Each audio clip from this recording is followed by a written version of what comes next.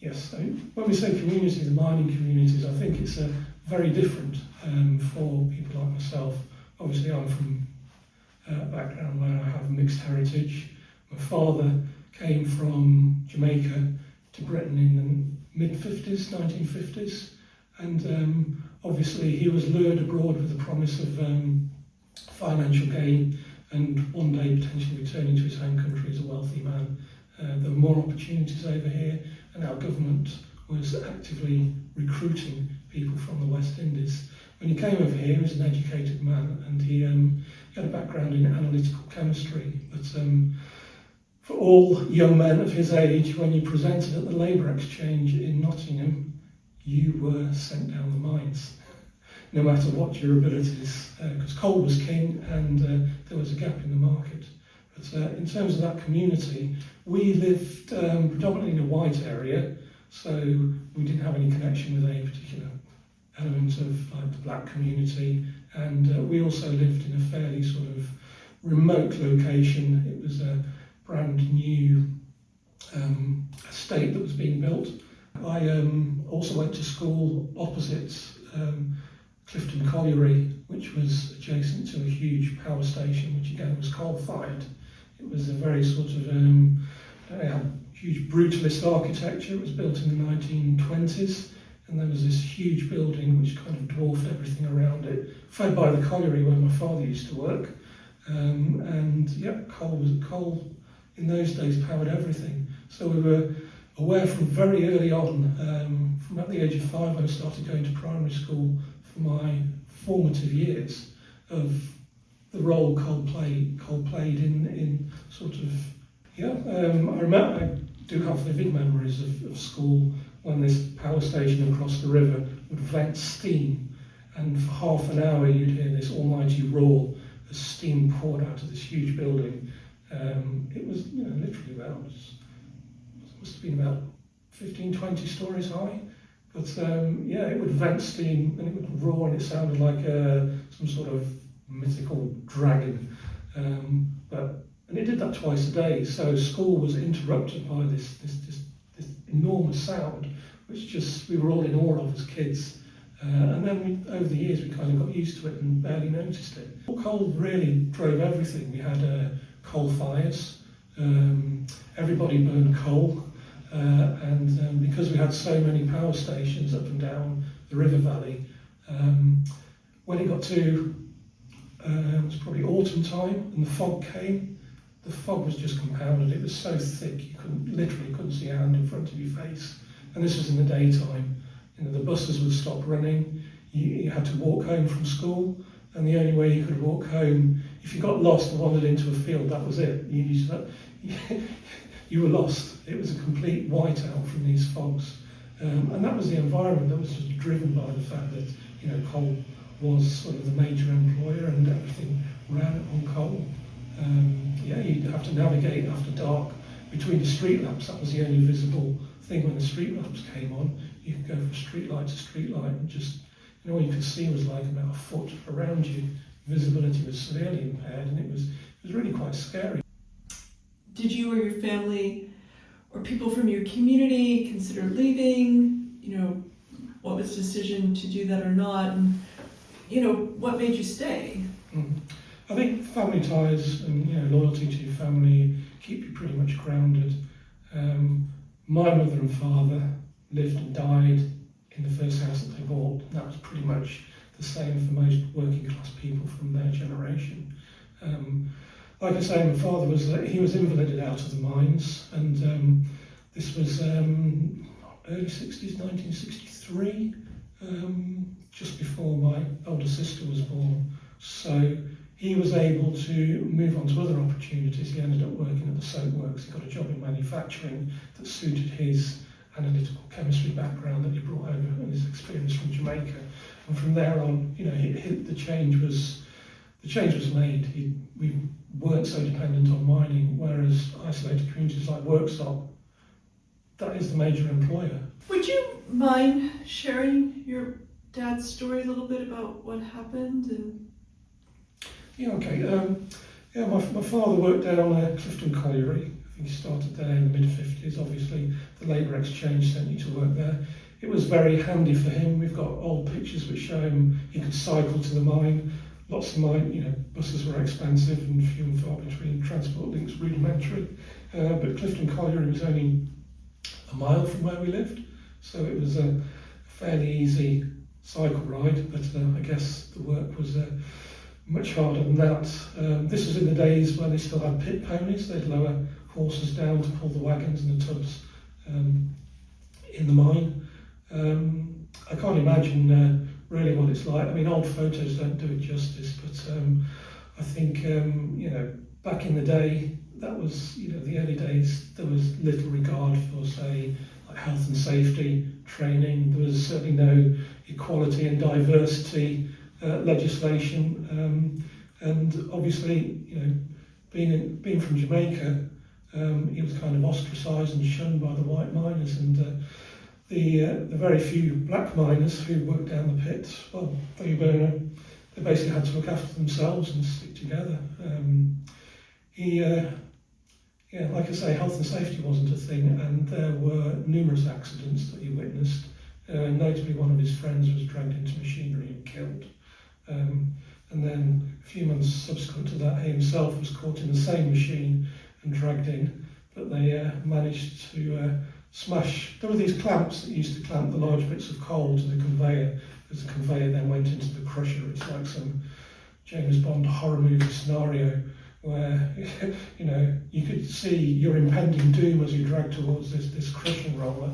But he got his leg caught in one of the clamps, and his friends managed to smash the clamp to get him off before he was dragged into the machinery itself. It was he was clearly very traumatised by it, but his foot was injured when they smashed the clamp to get his foot out, and he ended up having a number of toes amputated and a large part of his foot.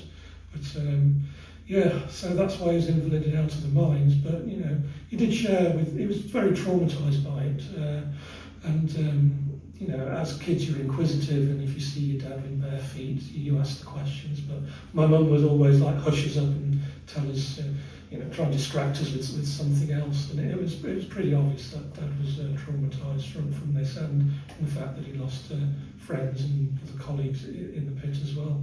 And I think I think there's a pride in the working class from a parents' generation that you don't go to government services, you don't go and seek help unless you really, really need it. It was very taboo back in the day to be claiming social security because you couldn't work. By the sweat of their brows, they will all eat bread, and that's part of the mining doctrine. You did hard manual labour for reward, and you're a proud working man, and I think that stuck, and that work ethic has stuck.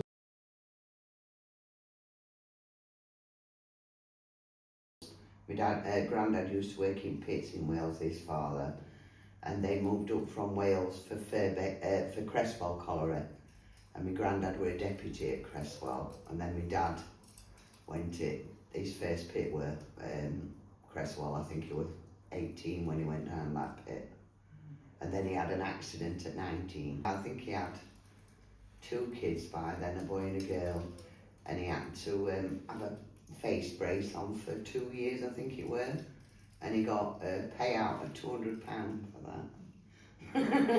So it is, that little bit of a community thing has been good, hasn't it? Because a lot of people, you get to hear a lot of people's stories about their parents and things what happened, didn't it? So yeah, my dad lost brought everybody together.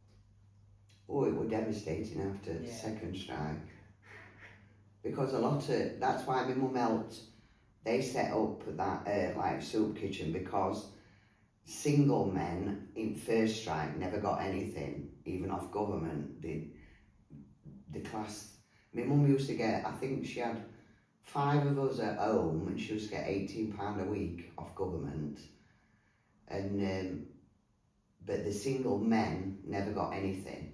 So we used to do food packages for single men, and then they set up kitchens, so when we weren't at school, we'd have a dinner and things. Yeah. But I I'm not sure whether we got free dinners while they were on strike when we were at school, but I know after the strike was over, my mum and dad owed, I think it was £4,500 they had to pay back to council, you know, for rent and things, Yeah. because they still had to pay that back when it were all over. And this is the 1984 Yeah, strike. yeah. Single men never, and there were quite a few. And I can remember going around with my mum taking cardboard box with some bread in and milk And and going things, to because they got no help. yeah, we had to go to Village Hall for ration. Everybody were like rationing, weren't they? Yeah, And they stuff, used so, to pack it all in boxes. yeah. So people would get it and then we'd sort it all out, and we'd go and help at the local Village Hall, and then we'd take it with people for them. Yeah. It was a bit like Elderly when as you had well. Harvest Festival, wasn't it? Old people used to fetch it Yeah. because they had a bit more than. Yeah, and we had my mum had an Arga, a coal Arga, so everybody used to go at woods collecting wood and everything, but then they'd fetch their pots of stew and my mum would cook it because all the electricity were off in the village. So people didn't have ways of cooking food, But my mum but my had mum had an Arga, so to keep it going, all the guys from the village, the men from the village, would go in woods getting wood and bits of coal and everything, and everybody had, all the women had fetched the stew and that's how kids were fed. That's what we did, yeah. We didn't have no electricity, No. but everybody in village, yeah. Used I to remember have it women, for so long every yeah, day. just sitting at my mum's table and women coming in and putting the pots on and keeping fire going, wasn't it? Did you or your family or others from your community consider leaving at any point?